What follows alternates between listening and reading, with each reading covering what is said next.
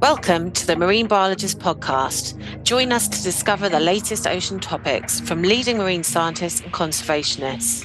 The podcast accompanies the Marine Biologist, the magazine for members of the Marine Biological Association, and is presented by the editor, Guy Baker. We hope you enjoy this episode.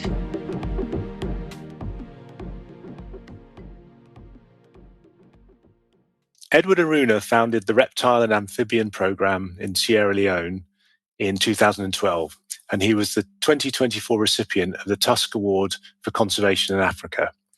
We're delighted to welcome Edward onto the podcast. Edward, welcome, and firstly, congratulations on this award. Thank you very much. Thank you. I'm really pleased to have you with us. I'm really excited to hear about your work, especially to find out more about what's going on in the marine world in West Africa. What three things should we know about Sierra Leone and its people?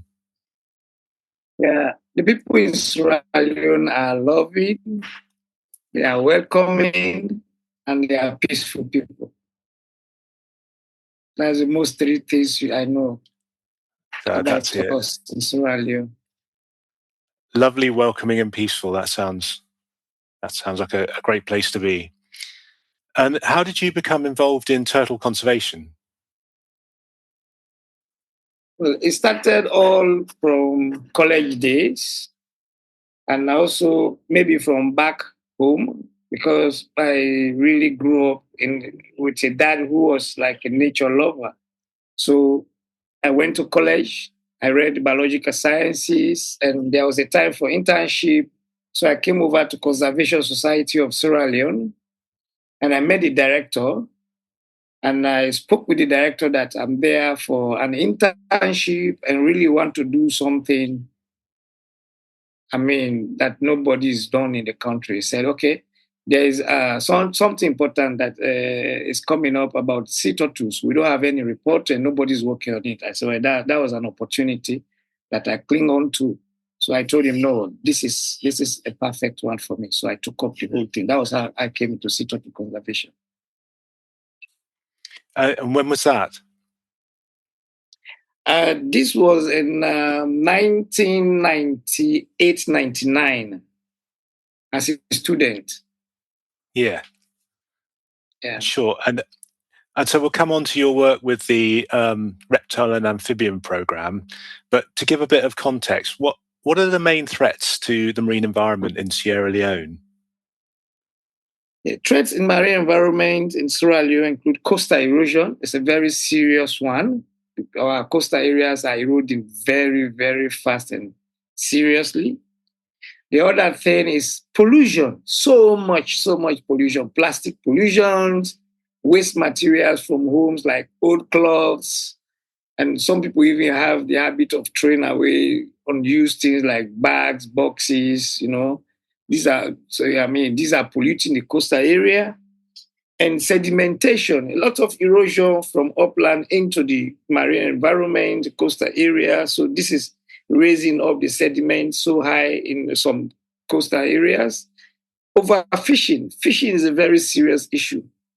And before now, fishing wasn't that much. But for now, we have so many fleets coming on. We have, foreign fleets, and some also our local people have turned to the ocean since the war, because during the war, a lot of people moved from hinterland to close to coastal areas, and they saw that, living in coastal area, life was like going to be much easier to go on because you can go to the sea, make a catch, and come back than when they were far away. So this really resulted in the increase of population around coastal areas. So the fishing has now become really a major livelihood for a lot of people in the country. And of course, the sea level rise. So with sea level rise, this is a threat. So many communities, we have lost a lot of communities along the coastal areas. Houses have been washed off and other things. So these are among the key ones that are facing the country, coastal community. That's a lot of problems, both from coming from the land and from the sea. Yeah. And Since you started working with marine turtles, have you seen a lot of changes in people's attitudes to the marine environment and turtles, or would you say that are you the main kind of agent for change as regards turtles? Yeah, you could say that. I see myself as a kind of the person that brought in a whole change into the lives of, people alongside coastal areas towards, this sea turtle conservation work. So far, I've been able to increase the awareness of locals about sea turtles, their status, and other threatened and endangered species in coastal communities. And so far, I've been able to turn people who were once fishermen, killing turtles for food and for sale. I've turned them to becoming turtle ambassadors because I am working with them now to release captured turtles. I'm working with them on, reporting dead turtles and even burying dead turtles instead of eating it. So it's like, that's a great turn for me. And the other aspect of my work in these coastal communities may include a willingness to listen and learn new ideas. The coastal communities are so open and willing nowadays because of how we work with them. And they are seeing the reality in what we are doing. So now they are always willing to listen, willing to learn whatever we tell them to do. So those are the few things I think have impacted the lives of the people in the coastal communities. I'm really interested in that, how you have done that, how you've changed people's attitudes when maybe they're focused on their main livelihood, which is fishing. And what is it that you do and say to people to get them to act in the for the benefit of turtles and to keep engaged with it? First of all, what I normally do is I try to collect all laws, be it local, international, that are catering for the survival of sea turtles. So out of these laws, I will now try to extract the key areas that are mainly dealing with sea turtles. And now we go to the community people. Sometimes we call up workshops, we call up meetings, and try to explain to them the problems that sea turtles are facing worldwide, and the position of the government and also the world internationally. What is the position? Internationally regarding sea turtles, their status. So thereafter now try to bring in the laws to them. But we also let them know that we cannot enforce the law. But what we do is we encourage them to listen to the laws. And in that way, we try to bring in some community development aspects because we know they have been with this thing for quite a long time. So when we discuss with them, sometimes we go on after the discussion, we ask questions. What do you think we can do so that when you capture a turtle, you release it? Sometimes they can list a whole lot of things that they want. But now I will come back to the office, look at their answers, look at what their needs are, and I'll try to look at my budget and get back to them to say, okay, we are not here to please a particular person for capturing a turtle, but we are here to let each and everybody benefit. So therefore, whatever thing that we'll be doing, we ensure that that particular thing benefits everybody in the community. So by this, now we look at things that will generally benefit them. Then I will look at my budget and start doing what I think I can do for the community out of my budget. So that's how I've been able to get them around. And whatever capacity I need for the work that we do, I ensure that when it comes to hiring youths for beach monitoring, bycatch monitoring, I ensure that I take their own children. I ensure that if it's come to construction, I ensure that if there's someone who can do the work, that person must come from that community. So by doing this, the people are seeing themselves as part of the work. So this is how I'll be able to get them around. would you say it's kind of like you have a bargain with the communities that you find out what their needs are, and then if they'll work for the benefit of turtles, then you'll do what you can to sort of meet the other community needs? Yes, that's what we do. Huh. And yeah, and do you are any people interested in the benefits for turtles themselves or the marine environment, or does that come later? Yeah, yes, the people so far now, because I have let them realize that if they protect the marine turtles, tourism will boost up. Their fishing activities, because I've gone ahead explaining to them that marine turtles feed on seagrass, they feed on jellyfish, and jellyfish is a big problem in the country. Sometimes when they come up, the fishermen are not able to fish at all. And I tell them jellyfish feed on these things. So the greater the population of sea turtles in a particular area, the more they can feed on these jellyfish so that your fishing activities can go on well.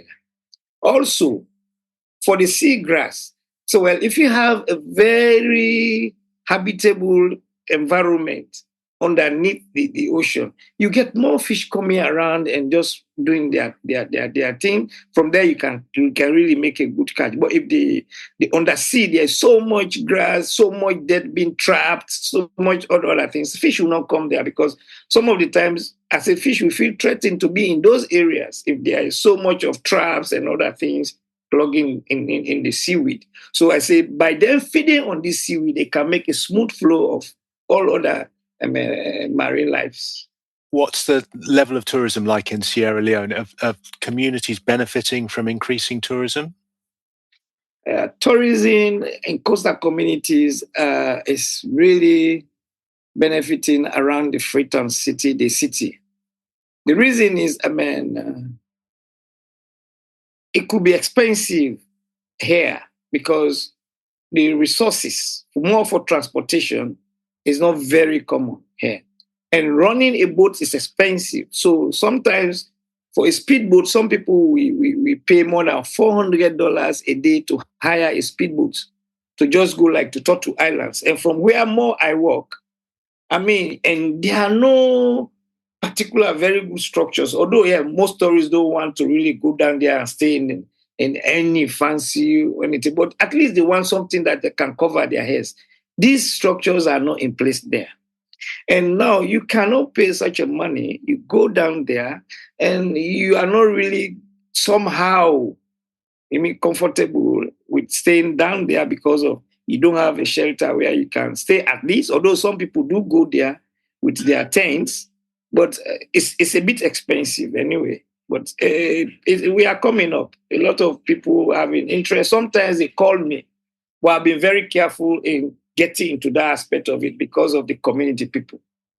Some of their children are into that, but they don't have like a speedboat like we do. So most of the time they use these wooden boats, which can be, not everybody wants to be seated in a wooden boat, So those are the things. And me, I have a speedboat for my project, but I cannot do it because they will see it in a way that I am also depriving their children from that aspect of it. So I am not into tourism at all. But it is something that will be very interesting if the structure is in place for them down there. Yeah, I'm sure it's going to get a lot of interest. Sounds like it. And the pictures I've seen, it looks like a beautiful place. It's a beautiful place. Just getting there will be very difficult. Is your work at a stage where if you were to say tomorrow, I've had enough, I'm going to retire, would your work continue without you? Yes, because we have designed the project in a way that for every year, we are hosting students from the university. And some of the students are on internship presently. Just looking for funding so that these people can be fully incorporated into projects and they can take up from me.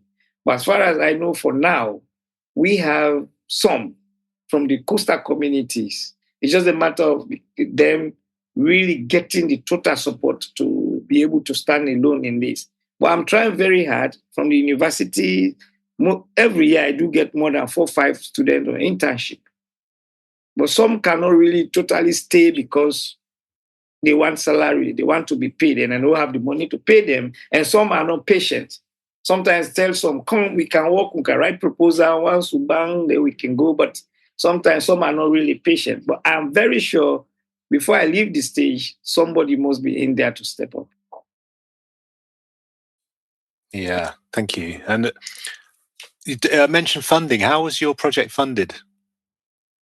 My project is funded out of proposals that are right, grants, and also I do get some funds from the use of our materials. Like if some other NGOs want to do some work on the island, on the coastal communities, they can hire my boat. Some people want to go to the field, they don't have GPS, they don't have drones, they don't have cameras, or they want to use my vehicle, we can give that. So that money goes to the project work. And also the organization of itself is sort of a membership organization where each and every member pays a yearly subscription somehow. So by all these things, how we are moving on. Which of your project achievements are you most proud of? Yes, the aspect of people really who have been eating turtles, releasing them, I feel so fulfilled. Sometimes, because of I have set a WhatsApp group with my monitors. So sometimes they will just send photos to me of turtles being released. Some fishermen will bring the turtle, hand it over to them, they take snapshot, collect the data, and send the turtle back. So sometimes I feel so fulfilled in seeing somebody who has been so dial to eating turtles is now releasing turtles. So that's a complete achievement for me. I can imagine that must be so rewarding. Do you get any NGOs sort of helping with volunteers or anything like that to come and help with your project? So far, not yet. I have not got any other NGO that is coming around as volunteers to work with me. So far, no. You've been successful in getting the attention of senior people in the government in Sierra Leone. And I know from this country that it's such an important and difficult part of the work of scientists and conservationists to actually get politicians to really engage and listen. How did you do that? When I started, in fact, I think there's more like from the government somehow that the urge because anytime there is this time for report on the country's CBD report that they do send or report to IUCN things. So in the area of reptiles and amphibians, by then I was at Conservation Society of Sierra Leone, they will always come back to me for reptiles and amphibians because there was in this comprehensive work being done about this species. And those years I used to tell them, no, I am no work. I'm only working on sea turtles. I have information on sea turtles, but I'm not really covering all other reptiles and amphibians by then. So, but anytime this time comes, they will get onto me to provide their information. So it was out of this really, I saw the need to step out of the Conservation Society of Sierra Leone and come up with this organization, Reptile and Amphibian. So with that now, I have the support, I have the moral support, and I've been involved in some of the laws, the biodiversity conservation issues in the countries. So I think that's how I'm working with the government. So I have the support and they can listen to me. And now with this award, with the Tusk Award, I think I have more voice now than ever before. I was going to ask my next question, actually. How do you think the Tusk Award will help you in your work? Yeah, the Tusk Award really, as I have always been saying, is a dream come true. The opportunity is so much. With the award, I think it can help me expand my work. It can help me reach more communities, bring in more people, and do more for the community. I'm so glad I got the award. And with the funding following the award, that is going to really help me do more in these communities and save more lives and bring in more benefit to the community people. And also other people can see the way you work and be inspired by it, I'm sure. Sure, yes. I did a lot. Even since I came back, I've been going to the radio. People have been calling. People are just too happy. And even some parents are calling to say, okay, can we please send our child for just be volunteer, this type of thing. But I'm just trying to settle and be able to see what to do at the moment. Yeah. Well, that's great. It has been a great thing, really, for my program and myself. Yeah, and for the future of reptiles and amphibians in Sierra Leone. Yeah. Edward, if you could change one thing in your country, what would it be? Yes, if I have the opportunity, and if I am to change one thing in the country, it's the mindset of our people in respect of natural resources. A lot of people think these resources are infinite, that they remain forever. But if I have my way, I want to let them know that that is not the case. They may run out one day if we don't take care of them. And I also want them to note that the idea that the environment, they are doing favor to the environment. I want them to change that mind that the environment doesn't need us at all. It can do without us. So we need the environment. So that mindset, if I'm to change, I want to change that mindset in each and every coastal community people and Sierra Leoneans. That's a great quote. I think it's one we could use everywhere in the world in coastal communities. Yeah. And do you have any advice for others who want to help conserve turtles or the wider marine environment? Yeah, my advice to people who want to step into this is that, first of all, they have to be very patient in dealing with people. Because it's like these people have been living with these resources, and they see them as a source of protein, or they see these resources as a main economic source for them. So in getting to change their mind to become conservationists, you have to be very patient and also be able to manage their expectations. It only takes patience to be able to deal with the community people, because initially when you get to these people, they have their thinking because they have been with it for more than decades. So you just coming in. Sometimes they will even say, no, come on, we have been doing this for years. So you have to be patient with them and tell them the reason why. And you have to be very sincere in whatever you say to them, because sometimes they take extra mile to really find out some of your statement that you give to them. So that is why you have to be very sincere and you have to be patient a lot and always tell them the truth. So like in the case of sea turtles, the reason why I told them, or why I always tell them that sea turtles are threatened and endangered, you look at climate change, look at the impact of temperature on determining their sexes, and look at the fact that they will always come back to their natal beaches. Connect that with the erosion, the beach erosion that is happening.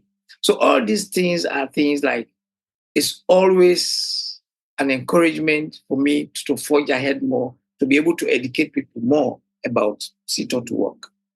That is something I will always let people know that, these are the reason for my work. Thank you.